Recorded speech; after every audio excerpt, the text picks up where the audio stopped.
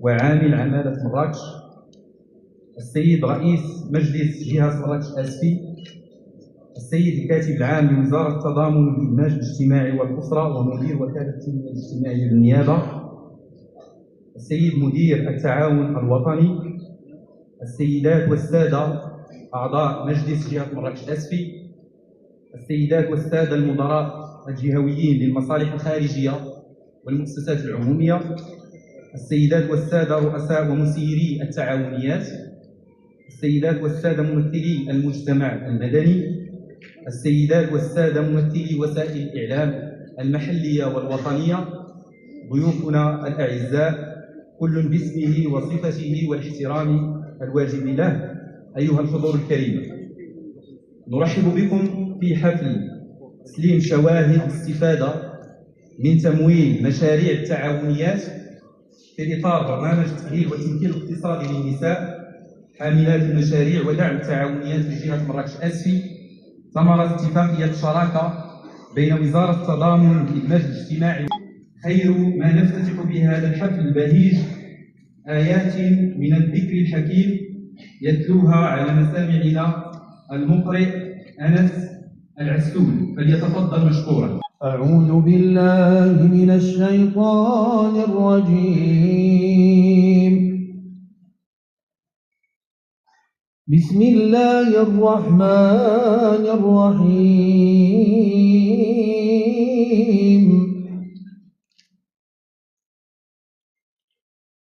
الله نور السماوات والأرض،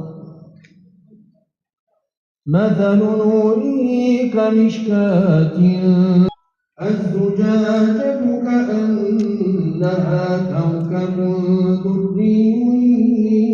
يوقد من شجرة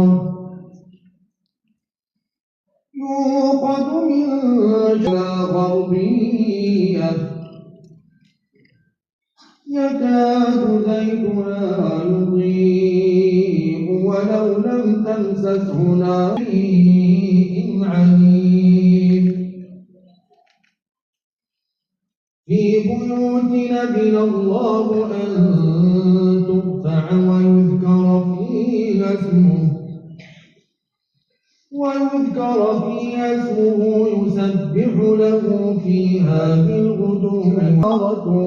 ولا بيع عن ذكر الله وإقام الصلاة وإيتاء الزكاة يخافون يوما تتقلب فيه القلوب.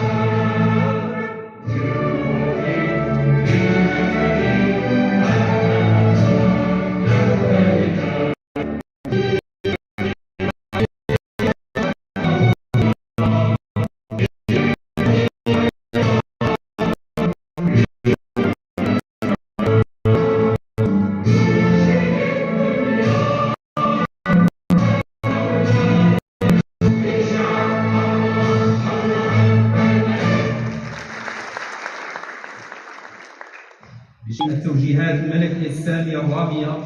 إلى تمكين منذ انطلاق مرحلتها الثالثة سنة 2019 عناية خاصة بمكتب التعاونيات وتمكينها من الولوج إلى التمويل وتحسين جودة منتجاتها وتعزيز قدرتها التدبيرية والتسويقية بما يضمن استدامتها واندماجها الفعلي في السوق. وقد حققت جهة مراكش أسف خلال السنوات الأخيرة مكتسبات مهمة، من أبرزها دعم المئات من التعاونيات المدرة للضخ بفائدة النساء والشباب، إحداث فضاءات للعرض والتسويق وبنيات للتثبيت، تنظيم دورات تكوينية في مجالات الجودة، التسويق الرقمي، الحوكمة وتدبير المشاريع، تشجيع الابتكار في سلاسل الإنتاج الفلاحية والحرفية بشكل عام والتعاونيات النسائية بشكل خاص، حيث بلغ عدد التعاونيات المستفيدة من هذا الدعم بنسبة المبادرة الوطنية البشرية بحوالي 102 مليون درهم بنسبة 61%. وفي الختام أود أن أجدد تشكراتي للسيدة الوزيرة وجميع الشركاء على إنجاز هذا البرنامج الطموح بما فيه الخير لوطننا العزيز تحت القيادة الرشيدة لصاحب الجلالة الملك محمد السادس نصره الله وأيده. والي جهة مراكش الأسفي، السيد رئيس مجلس جهة مراكش الأسفي، السيدات والسادة البرلمانيون، السادة رؤساء المجالس الإقليمية بجهة مراكش الأسفي، السيد نائب رئيسة مجلس عمالة مراكش، السيدات والسادة رؤساء الجماعات بعمالة مراكش، السيد الكاتب العام لوزارة التضامن والإدماج الاجتماعي والأسرة،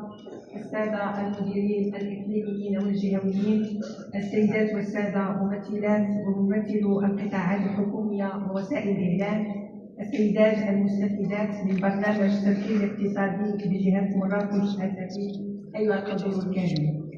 يشرفني ويسعدني اليوم أن أشارككم فعاليات إعطاء الانطلاقة الرسمية لتمويل المشاريع لفائدة المستفيدات من برنامج تمكين الاقتصادي للنساء حاملات المشاريع بجهة مراكش الأسفي، وهي محطة هامة جدا في مسار تنفيذ هذا البرنامج الذي يتم تنزيله بشراكة بين وزارة التضامن والإدماج الاجتماعي والأسرة ومجلس جهة مراكش الأسفي ووكالة التنمية الاجتماعية ومؤسسة التعاون الوطني. وأغتنم هذه الفرصة لأثمن مجهودات السيد والي جهة مراكش الأسفي والسيد رئيس مجلس الجهة وأقدم لهم جميعا بخصوص على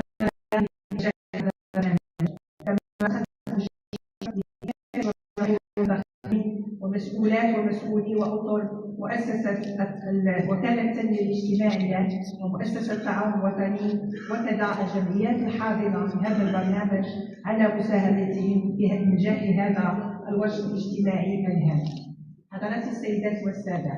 لقد حرصت وزارة التضامن والإدماج الاجتماعي والأسرة على تنزيل مضامين البرنامج الحكومي في شقه المتعلق بالمجال الاجتماعي انسجاما مع الرؤية الملكية السديدة لصاحب الجلالة الملك محمد السادس حفظه الله المتعلقة بتدعيم ركائز الدولة الاجتماعية، وذلك وفق مقاربة تشاركية ودامجة وذات بعد ترابي هدفها الانفتاح على الفاعلين الترابيين من أجل تحقيق الالتقائية والانسجام والتكامل بين برامج الوزارة والمؤسسات التي تحت وصايتها والبرامج الترابية الأخرى تحقيقا للعدالة الاجتماعية ومحاربة للفوارق المجالية التي اعتبرها جلالته حفظه الله في الخطاب الملكي الثاني الذي ألقاه جلالته بمناسبة افتتاح الدورة القادمة. محترم مشكورين. السيد المدير رئيس وزارة التجارة والصناعة، هذا رؤساء المجالس الإقليمية ومن يولوا عليه، السيدات والسادة ممثلي الجمعيات والتعاونيات، في البداية لا يسعني إلا أن أتقدم بالشكر الجزيل لكل المساهمين في إنجاح برنامج التأهيل والتمكين الاقتصادي للنساء حاملات المشاريع ودعم التعاونيات بجهة مراكش الأسفي. هذا البرنامج الذي جاء تفعيلا وتنسيقا لاتفاقية الشراكة المبرمة بين جهة مراكش الأسفي ووزارة التضامن والإدماج الاجتماعي والأسرة وكذا ولاية جهة مراكش الأسفي، وهي الاتفاقية التي شكلت إطارا للشراكة الاستراتيجية بين وزارة التضامن والإدماج الاجتماعي والأسرة وولاية جهة مراكش الأسفي والجهة للعمل سويا في مجال ذات الاهتمام المشترك ووضع أسس شراكة مؤسساتية نموذجية تمكن من تحقيق الالتقائية بين برامج التنمية الجهوية وما يحاول البرنامج الوطني للتمكين الاقتصادي للنساء. لا شك أن جهة مراكش أسفل تتميز كما يعلم الجميع بمجموعة من المؤهلات الاقتصادية والاجتماعية والطبيعية والتي تجعل منها قطبا اقتصاديا متنوعا ومنفتحا، إضافة إلى توفرها إمكانيات وفرص واعدة على مستوى السياحة التضامنية والفلاحة والصناعة التقليدية والمنتوجات المجالية، وهي المجالات التي تشكل صلب الاقتصاد الاجتماعي والتضامن بجهة مراكش أسفل. هذا وقد عمل مجلس جهة مراكش أسفل أيضا على إطلاق مشروع التنمية الاجتماعية والاقتصادية الدامجة ورفقة الوكالة الأمريكية للتنمية الدولية، وهو المشروع الذي يهدف بشكل أساسي إلى دعم المقاولات بهدف زيادة فرص الخروج إلى أسواق ومصادر التمويل والمهارات، بالإضافة إلى تحسين الجاذبية الاقتصادية والترابية والرفع من جودة المناخ الأعمال في الجهة. وإن تتوج هذا البرنامج اليوم بحفل تسليم الشواهد الاستفادة من تمويل البرنامج، فإننا نأمل أن يساهم هذا البرنامج في تحسين أداء التعاونيات وتطويرها وتنميتها. غير بالمناسبة أنه التعاونيات اللي شاركونا تقريبا 600 تعاونية. باش اخترت هذا 400 ما كانش العمل سهل، وبهذه كنبغي نشكر السيدة المديرة على المجهود البلاد ديال هذا التدريب. هو الصعيب هو تختار التعاونيات شكون اللي غيستافد شكون اللي ما غيستافدش. نتمنى من الله انه اتفاقيه غتكون جايه مع السيده الوزيره ان جميع التعاونيات اللي نقدروا العدد الممكن نستافد من الجهه كلهم كامل. مساله اخرى، هذه التعاونيات اللي استافدنا من هذا الدعم غادي نعاود ندير لهم زياره، والتعاونيات اللي نجحت في المشروع ديالها انا كنوعدكم على انه نعملوا نتعاونوا معها اكثر في التسويق ديالها وفي الانتاج الاخر. حتى خلق الاسواق اللي كنديروا مع غرفه التجاره والصناعه غنحاولوا نكتبوا لهم نديروها في كل اقليم على الاقل من اجل الترويج للمنتوجات ديالكم. تبارك الله عليكم. النساء باقي مشاو نجحت، انا عارف فيكم تحبوا هذا الشيء، لا العام الجاي ان شاء الله نرفعوا من الاعتماد. شكرا لكم جزيلا السيد الرئيس على كلمتكم القيمه ودعمكم الدائم والمستمر للبرنامج وحرصكم على إنجاح مختلف محطاته. حضرات السيدات والسادة، عرض الحصيلة والنتائج والمنجزات، عرض تقدمه السيدة المنسقة الجهوية لوكالة التنمية الاجتماعية بجهة والي جهة مراكش أسفل وعامل عمالة مراكش، السيد رئيس مجلس جهة مراكش، والسيدات والسادة أعضاء ممثلي وسائل الإعلام، ضيوفنا الأعزاء كل باسمه وصفته والاحترام الواجب له. أيها الحضور